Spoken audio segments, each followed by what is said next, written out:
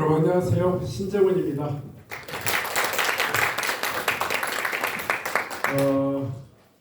저는 국회 행정안전위원회 위원장이고요. 아까 앞전에 말씀하신 우리 회장님 소개만 맞다나 마을에서부터 시작한 사람이고 현장에서부터 시작한 몇 안 되는 아주 그냥 귀한 사람입니다. 네. 박수 한번 쳐주세요. 네, 여러분들이 얼마나 소중했으면 사실 오늘 국회 본회의가 열리고 있어요. 상당히 마음적으로는 좀 부담을 많이 느끼고 왔습니다. 본회의가 이제 열려서 1시 반에는 의원총회를 하고 그 다음에 2시부터 법안체를 하는데 신조위가 안 눌렀을 때 그 하나하나 법안을 다 마음 백성들의 눈이 다 쏠려 있잖아요. 그런데 그래도 불구하고 여러분들하고 약속 또 여러분들의 이 노력 이런 것들을 응원하기 위해서 왔다 하는 말씀을 드립니다. 뭐 그래도 박수 안 치네요. 얼마나 귀한지 아십니까? 국회 행정안전위원회라고 하는 것은 물론 뭐 여러 가지 소방, 경찰 여러 가지 업무가 있긴 하지만 그래도 지방을 현장을 지원하는 업무를 가장 주 업무로 하고 있습니다. 그런데 우리 행정안전위원회 18명 중에요 마을이 있는 그런 이 현장에서 지역구를 두고 있는 사람이 딱 2명이더라고요. 어느 순간에 대한민국 안에 대도시의 나라가 됐어요. 수도권의 나라 플러스 대도시의 나라. 나머지 16명은 다들 대도시에 살고 수도권에 살고 서울에 살아요. 누구인지 아십니까? 신정훈, 아주 왕곡면 장산2 마을에 살아요. 마을에. 우리 쫙 이제 또 한 분이 있는데 충북의 박대등 의원님은 돈이 많은 정말 제가 알기로는 수백억 되는 분이기 때문에 지역구는 거기일지 모르지만 사시는 곳은 아닐 거라고 생각합니다. 예, 그 정도로 제가 제 소개를 드리면 아무튼 저는 마을에서부터 마을 주민들의 문제 같이 풀고 노력하고 그분들의 목소리를 전하려고 국회에서 지금까지 정치권에서 노력해 왔습니다. 저는 맨 처음에 내려와서는 농민들 생존권 운동을 했고요. 그러니까 여러분들 혹시 기억나실까 모르겠지만 그 수세라는 것, 물세금 운동을 했어요. 그러니까 쌀 농사 짓는데 댐 물 쓰잖아요. 네, 댐 물 쓰고 저수지 물 쓰는데 그 돈을 냈어요. 87년도 한 해만 냈던 돈이 얼마냐면 970억이에요. 전국에. 지금으로부터 40년 전 이야기입니다. 소위 말해서 그때 당시에 농민들이 생산비에도 못 미치는 쌀값 받으면서 이 나라에 얼마씩 냈냐면 970억. 지금 돈으로 얼마 정도 될까요? 1조 원 이상은 되겠죠 최소한. 그런데 오늘 사실 없애는 운동을 해서 놀랍게도 그때 당시에는 마을이 짱짱했어요. 마을에는 청년도 있었고 주민도 있었고 그래서 그 싸움을 승리로 이끌었던 그런 기억이 있습니다. 제가 본격적인 민선자치 시대 되면서 95년도에 전남도의회에 의원으로 출마해서 농민 대표로 전라도라고 해서 민주당 아닙니다. 저는 지금은 민주당이지만 그때 민주당 아닌 이 농민 대표로 전라도 의회에서 유일한 무소속으로 2번을 했고요. 38살 때는 또 전라도에서 민주당 아닌 무소속으로 나주시장에 도전해서 2번을 나주시장을 했습니다. 그러니까 정치 4번을 무소속으로 했고 지금 이제 국회에서 3선 국회의원 국회에 가서는 무소속으로 못 버티죠. 네. 우선 지역의 이야기를 전달하기 위해서 지방의 대표로 지금 무소속 민주당 소속의 3선 국회의원을 일하고 있습니다. 우선 여러분들이 이 지도 많이 보셨죠? 여러분들 마을이 괜찮습니까? 힘들어요. 저는 제가 사진을 넣으라고 했는데 안 넣네. 제가 사는 골목에 사진을 좀 넣으라겠는데 제가 사는 집을 넣으라겠는데 우리 김양순 대표 제 집 기억하시죠? 네. 어디 있어요? 이사님이 그 동네 주민한테 혹시 신정훈 의원 집 아냐고 물어보니까 모르는데 그 신창호 집 아냐고 물어보니까 다 바로 아냐고. 30년 전에. 예. 우리 마을이 38가구 살고 있는데 연관. 제 이 골목에 7가구가 살았어요. 제가 마을에 들어갔을 때. 아니 거기서 태어났죠. 7가구 살았는데 지금 딱 2가구 남았는데요. 이 마을이 얼마나 빠른 속도로 변하는 거 아시죠? 사람이 비면 대나무하고 넝쿨이만 자라고 순식간에 폐허가 되죠. 지금 그런 마을에서 제가 살고 있습니다. 여러분들 제가 지방에 이 현장에 내려갈 때마다 과거에 30년 전, 40년 전의 마을을 상상해 보면 지금은 정말 너무 격세지감이기도 하고 너무나도 지금 참 절망적인 상황들을 좀 보고 있습니다. 과연 이 마을이 다시 살려낼 수 있을까? 또 다시 지방이라고 하는 것을 다시 또 살려낼 수 있을까 생각을 하게 될 정도입니다. 이런 이야기는 흔한 이야기니까 그냥 이야기할 것입니다.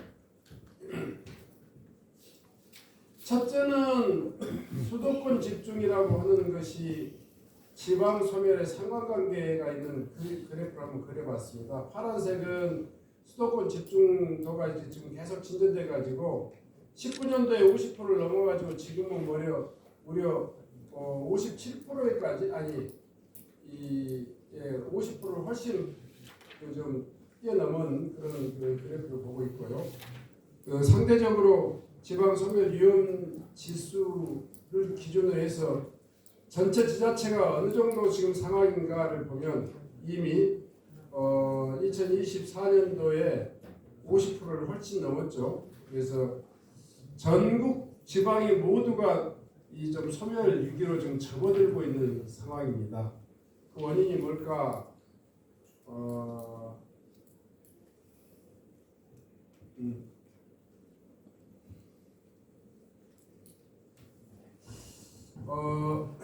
지금 주민주도의 마을 공동체 5대 혁신 모델 이것은 여러분들 이야기니까 제가 굳이 설명 안 해도 충분히 알 것 같고요.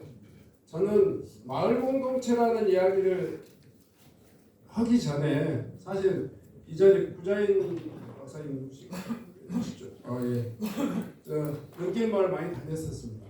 예, 오래전에.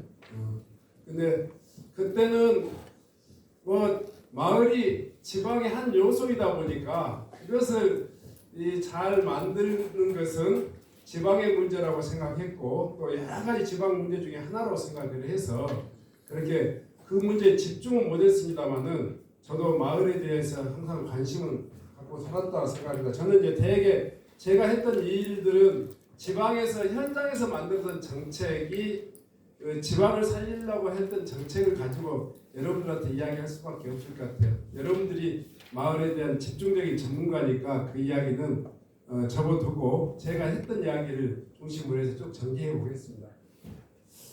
제가 지방자치공과에 처음 했던 게 친환경 학교급식이라는 기억이 납니다. 이게 2003년도에 전국 최초로 조례를 만들어서 나주시가 친환경 학교급식을 했던 사례입니다. 저는 좀 독특해요. 그냥 어디서 이론으로 들은 게 아니고 눈으로 봤어요. 눈으로. 우리 아이가 학교 다니는 그 양산초등학교라는 곳에 가서 점심을 같이 먹게 됐어요. 근데 그때 당시에 여러분 기억하시는지 모르겠어요. 밥이 어떤 밥인지 혹시 쌀은 어떤 쌀인지 혹시 기억나시는지 혹시 아시는 분 한번 손 한번 들어보세요. 알면 제가 소정의 그 상품을 드리겠습니다. 통일이요. 예? 통일. 우와 거의 비슷하다고 했어요. 신동진? 네. 신동진. 아닙니다. 신동진 너무 고급입니다. 3, 4년 묵은 쌀. 3, 4년 묵은 쌀 그걸 뭐라고 해요? 우와 그래서 정금이라 정금이 손한 거죠. 네. 저분한테 제가 5만 원 내의 그 상품권 하나 보내겠습니다. 우리 지역 아니죠? 선거법에 위반 없으니까. 네. 예? 그럼 못 드립니다. 아이, 전라북도만 해도 드리려겠는데. 네. 세상에요. 그때 전국의 모든 학교의 학생들은 전구미를 먹고 있더라고요. 전구미는 도덕업자가 이 보관했다가 2년, 3년 묵은 쌀이에요. 묵은 쌀. 근데 선택권도 없어. 현물로 줘, 현물로. 모든 학교를 현물로 주더라고요. 아니 돈으로 주면 자기들이 필요한 슈퍼마켓에서 좋은 쌀을 사다 먹든지 마을에서 좋은 쌀을 사다 먹을 거 아니에요. 근데 그렇게 먹고 있더라고요. 근데 아이들이 그 쌀을 내가 밥으로 이렇게 떴더니 밥으로 입으로 씹을 수가 없을 정도의 상황이었어. 실제로. 우리 이제 좋은 쌀이 일반화돼가지고 굉장히 뭐 그랬잖아요. 그래서 그 쌀을 우리 아이들이 시골에 사니까 서울 아이들처럼 사교육은 못 시키더라도 우리 아이들은 우리 아이들의 장점을 키워줘야 되잖아요. 먹거리라도 좀 좋은 거 먹여야 되잖아요. 그래야지 또 이게 뇌도 발달하고 또 이 근 골격계도 막 커나가고 이런데 도움이 될 건데 묵은 쌀 전구미 현물을 먹이고 있고 또 수입 농산물 그리고 통조림 정말 그렇게도 짤 수 있을까 싶을 정도로 험한 식단을 먹고 있었던 게 2003년도였어요. 그래서 처음으로 아주시에서 친환경 쌀과 친환경 채소와 친환경 과일까지 포함한 친환경 학교급식으로 바꿔서 이 지원했더니 돈 차익이 얼마나 하냐면 1년 내내 그 아이들이 수많은 아이들이 먹고 사는 그 학교급식을 바꿨는데도 10억밖에 차이가 안 나요. 12억. 그런데 그때 당시에 지금 영산포에 있는 나주하고 영산강 사이에 있는 그 강변 우회도를 내는데 얼마 그 예산으로 한지 아십니까? 손수 12 360억을 보고 있더라고요. 10억짜리 이 하나도 못 고치면서 360억짜리 강변 우회도를 내고 있어서 거기 가서 몇 가지 설계 변경하니까 금방 10억이 나오더라고요. 그래서 시작했던 게 학교급식이었습니다. 마을 택시 여러분들 마을 만들면서 이런 생각 안 하고 꼭 권하고 싶어요. 여러분들한테 마을 택시는 어떤 역사를 가지고 있냐? 제가 사는 마을이 고개를 하나 넘어야지 그 버스 승강장까지 가요. 그런데 제가 시작이 돼갖고 그 전까지는 잘 몰랐는데 차를 타고 관용차를 딱 타고 출근할 때 보면 동네 아줌들이 아침 일찍 이렇게 그 버스를 타러 가시는데 장날이면 그 고개를 넘을 때 2번, 3번 주저앉아서 쉬고 계시더라고요. 근데 마을 현관에서 그 버스 승강장까지가 500m가 넘어요. 당연히 젊은 우리들은 모르지만 그 어머니들, 그 아줌들한테는 이 감이 쉽지 않은 일이잖아요. 그래서 제가 그때 당시에 얼른 조사해보라고 했어요. 마을 해관에서 버스 승강장까지 500m 이상 되는 마을을 한번 찾아보라고 했어요. 그랬더니 몇 개 마을일까요? 퀴즈. 나주에서 몇 개 마을이나 있었을까요? 500개. 틀렸습니다. 300개. 틀렸습니다. 1500개. 99개. 99개.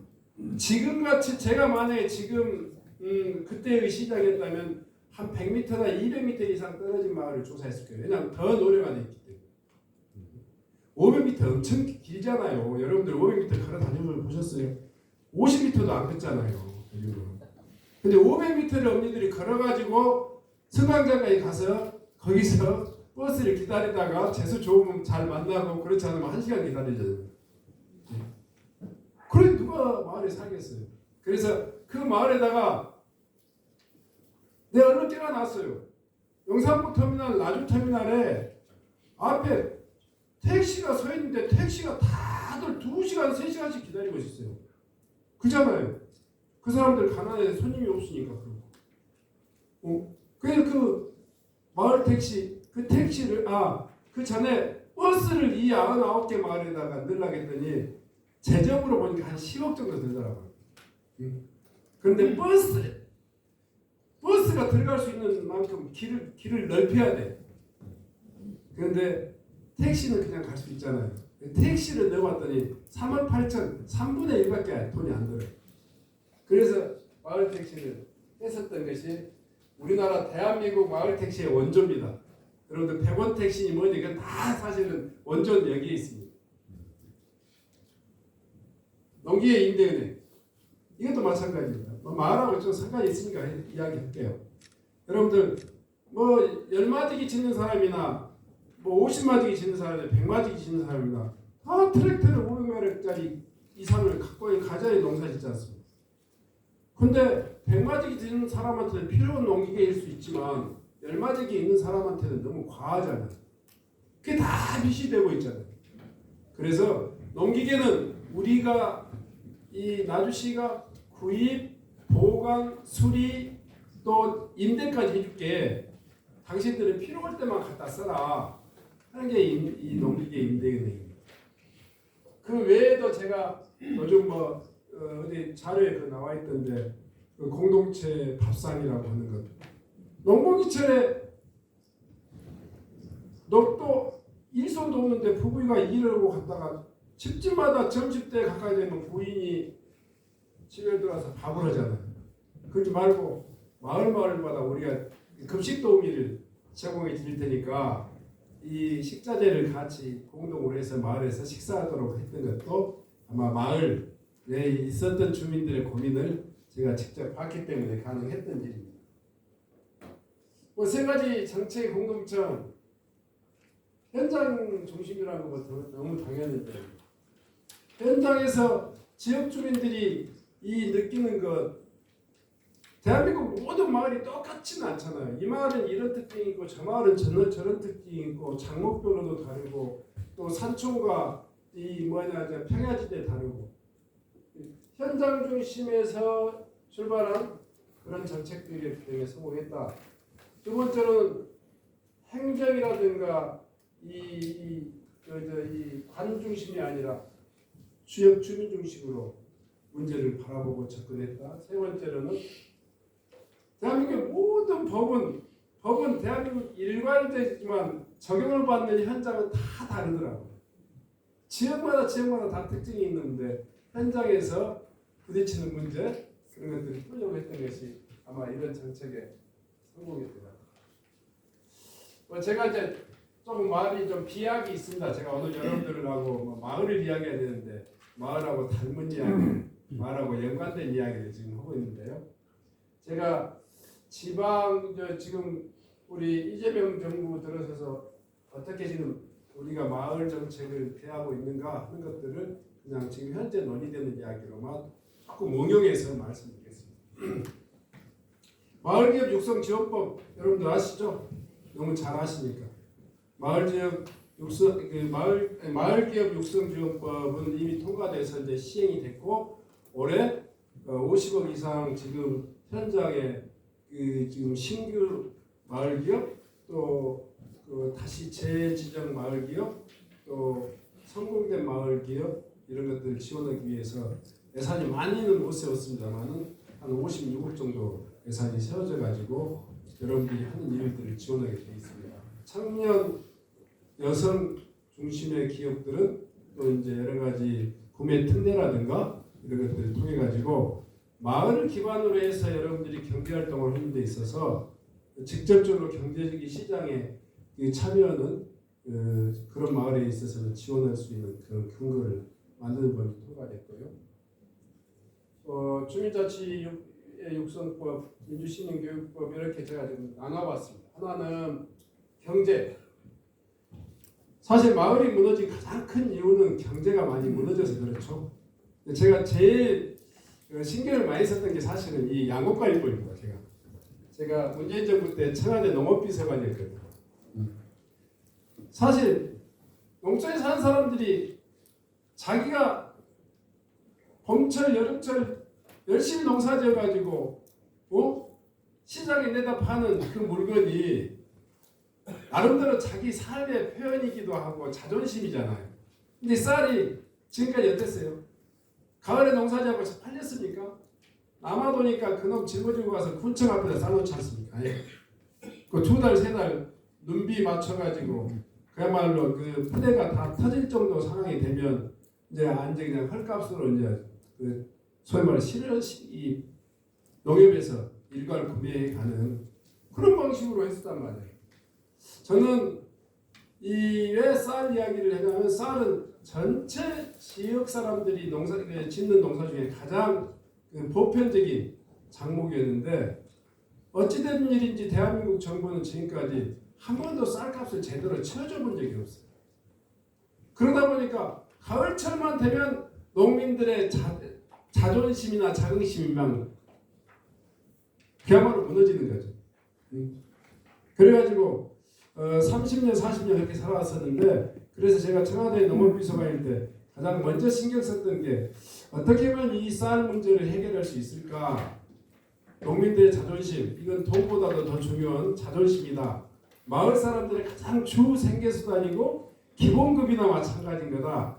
이게 무너졌기 때문에 저는 사실은 굉장히 좀 과장한 이야기지만 쌀 때문에 지방이 망했고 농촌과 마을이 망했다. 이렇게 생각할 정도로 좀 이 쌀에 대한 관심이 좀 많았던 정치인입니다. 그래서 양곡관리법을 문재인 정부 때는 그냥 정책으로 했었는데 윤석열 정부 되니까 또 쌀값을 또 푹 떨쳤잖아요. 그래서 다시 법을 만들어 가지고 이번에 윤석열 정부 때 2번 본회의를 통과시켰는데 거부권을 행사해 가지고 다 거부권이 행사된 법입니다. 근데 제가 왜 이런 이야기를 하냐면 농촌 문제나 마을 문제 300명 국회의원들이 크게 관심이 있지 않습니다. 근데 희한하게도 이재명 당대표가 되면서 그분도 도시지역 정치인인데 이 문제에 대한 이해가 좀 깊더라고요. 그래가지고 본회의를 2번이나 통과된 법은 김건희 특별법하고 양곡관리법 이 2가지. 그렇게 해가지고 통과시켰는데도 불구하고 이 민생법안을 기어코 윤석열이 거부권을 행사했다 하는 것을 보면 지금까지 대한민국 정부, 특히 국간쟁이, 특히 소위 말해 재정당국이라고 하는 이 기재부는 쌀값을 어떤 방안을 통해서라도 무너뜨리려고 하는 생각이 있어요. 그 사람들의 도구만인 거예요. 그런데 이번에 우리 정부 때가 첫 번째로 통과된 법입니다.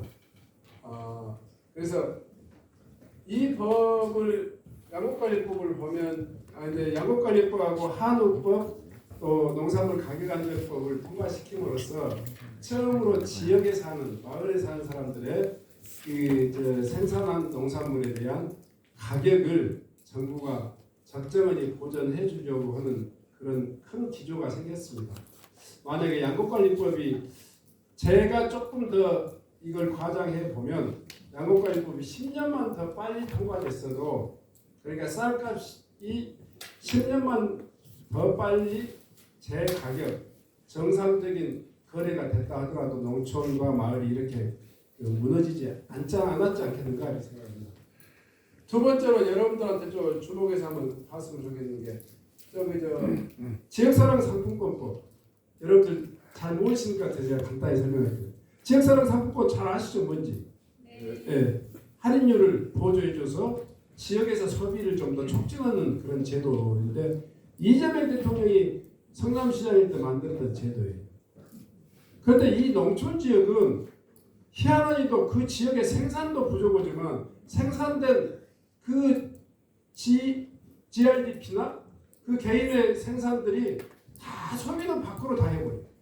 나주시청의 공무원들 한 60%가 광주 살잖아요. 나주 관내에 사시는 경찰 직원들의 70%가 광주 살걸요. 교육청 공무원들은 80%가 광주에서 출퇴근할걸요. 농협 직원들 또 마찬가지. 산단 만들어가지고 거기서 사는 대부분의 이 기업주들도 다 광주 사람들. 생산은 나주 시민들의 소위 말해서 보험금을 받고 사는 사람들이 대부분 다 밖으로 빠진다는 거예요. 그걸 막기 위해서 이걸 했는데 지역사랑 상품권은 지역을 지키는 그 소비 순환경제 이런 그 수단이라고 생각합니다. 그런데 저것을 윤석열 정부 때 단 한 번도 예산에 안 세워졌죠. 어떻게 세운지 아십니까? 국회에서 쪽지에 사는 거. 다른 거 다 그냥 목 죄가지고 너 죽을래 나 죽을래 하면서 이제 뽑아낸 예산이 1년에 2천억 내지 3천억을 세워서 그걸 지방에다 좀 내려줬어요. 근데 이번에 내년도 이 정부 예산에 1조 1,500억 그러니까 3배 내지 4배가 지금 늘어난 거예요. 지역사랑 상품권 제도가. 대통령이 무슨 생각을 하고 계신가 아시겠죠? 근데 얼마나 또 디테일한지요. 예전에는 2천억, 3천억 그 지역사랑 상품권은 뭐냐면 할인율이에요. 5% 정도를 할인율을 돈으로 주는 거니까 발행액은 거의 20배죠. 근데 만약에 우리가 지금 1조 1,500억으로 내년도에 이 할인율을 적용하면 실제 발행 규모는 25조 원이에요. 결코 작지 않죠. 근데 이재명 대통령께서 대통령으로 그냥 직역하는 것은 아마 그 양반이니까 이 생각을 했을 거예요. 할인율을 예전 같으면 다 대도시나 수도권이나 서울이나 지방이나 다 똑같이 5%를 할인했어요. 근데 이번에 대통령 돼갖고는 수도권은 경기도까지 포함해서 서울 수도권은 3%만 해줘. 지방 도시권, 대도시를 포함해서 도시권은 5%만 해줘. 농어촌은 8% 해줘라. 할인율. 뭔 말인지 아시겠죠? 그러니까 이런 지역 순환경제, 자립경제를 위한 이 화폐제도마저도 철저히 지방을 지금 지원하고 있다고요. 마을을 지원하고 있다고요. 근데 놀랍게도요. 저는 그걸 몰랐어요. 아니 언제 신안군의회 의원들하고 이렇게 대화를 했더니 우리는 그 다 필요 없어요 그러더라고. 왜요? 그랬더니 비금, 도초, 하이, 흑산 그 섬에는 쓸 데가 없다는 거예요. 그럼 그걸 어디다 쓰냐? 이걸 쓰려면 배 타고 나서 목포까지 나와야 되는데 목포에서 어찌 쓰냐 이 말이에요.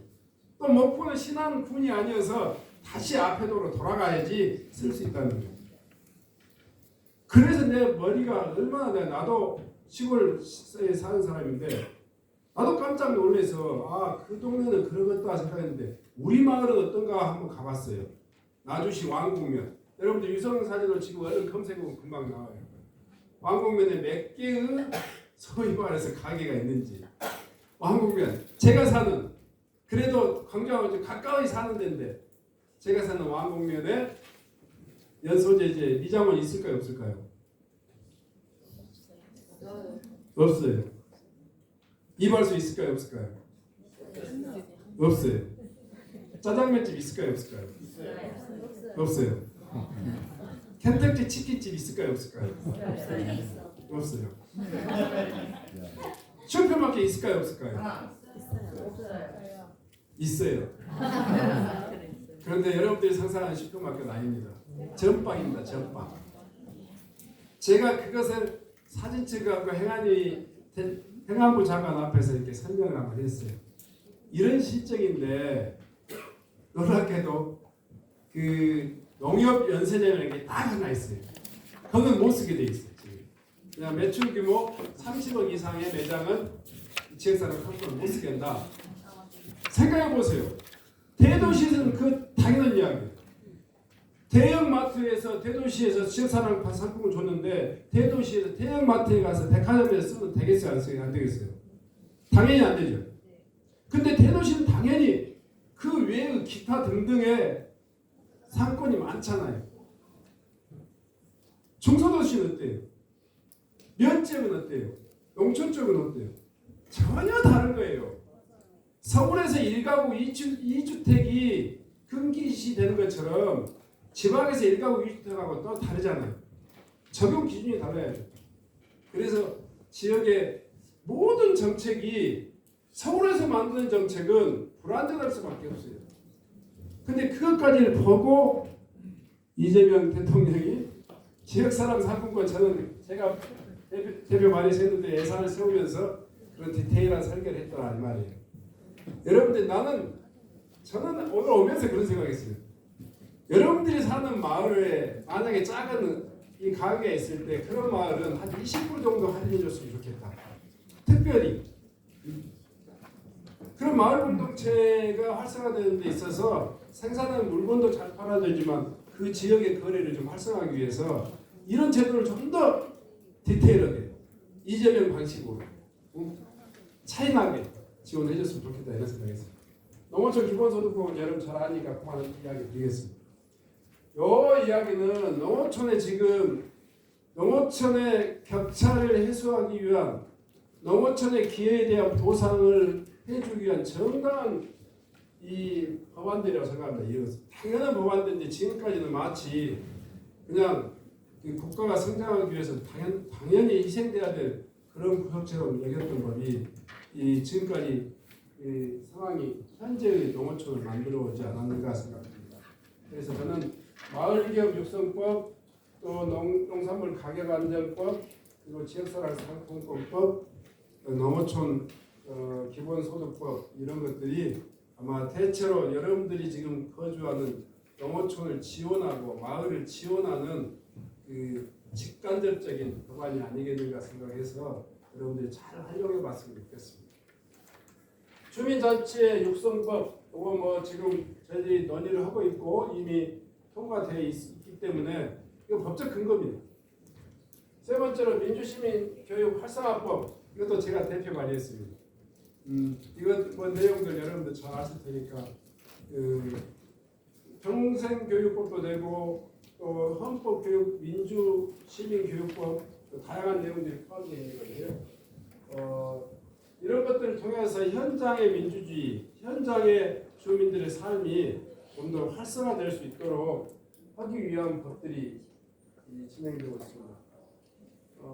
마을개혁 육성법, 양곡관리법, 지역사랑 상품권법, 농어촌 기본소득법, 이 모든 것이 신정훈 대표 발의네요. 민주시민교육 활성화법 신정훈. 이 법들이 빠른 시일 내에 해결될 수 있도록 그렇게 하겠습니다. 다만 여러분들한테 마지막 마무리 지면서 제도라는 것을 활용하는 것과 제도를 만드는 것은 전혀 차원이 다른 내용이더라고요. 제도를 만드는 것은 그걸로 완성이 아니에요. 절반도 아니에요. 제도를 활용하는 것은 오히려 절반 이상이다라는 생각이 들더라고요. 아까 마을기업 육성법 이것도 여러분들이 끊임없이 밀려먹어야 됩니다. 활용도를 또 높여야 되죠. 아까 지역사랑 상품권법 제가 이야기했듯이 저건 우리에게 더 도움이 될 수 있는 그런 방법이었을까 고민 한번 해봤으면 좋겠어요. 양곡관리법이나 이런 것들은 여러분들에게 많은 뭔가 좀 지역 주민들에게 자긍심을 채워주는 법이라고 생각합니다. 주민자치 활성화법도 역시 마찬가지로 10년 시범 사업을 했었는데 세월이 가면 법이 무조건 다 더 좋아지는 게 아니라 정체되는 그런 시기가 있는 것 같아요. 저는 여러분들이 주민자치해법을 이제 막 통과시켜달라 그러는데 지금 주민자치회가 초기에 왕성한 실험 단계에서보다도 훨씬 더 조금 더 정체되고 있는 거 아니냐 하는 생각을 해봤습니다. 마을에서 이렇게 활동하는 여러 분들이 이와 같은 여러 가지 법들을 잘 활용하고 또 그것을 키워나가고 현장에 가장 맞게 적응해 나가는 노력들이 함께 병행된다면 국회가 훨씬 더 여러분들에게 좀 더 서비스를 잘하는 그런 국회로 변모하지 않을까 그런 생각을 합니다. 오늘 제가 그냥 조서없이 간단히 이 정도로만 배경 설명을 드렸습니다. 고맙습니다.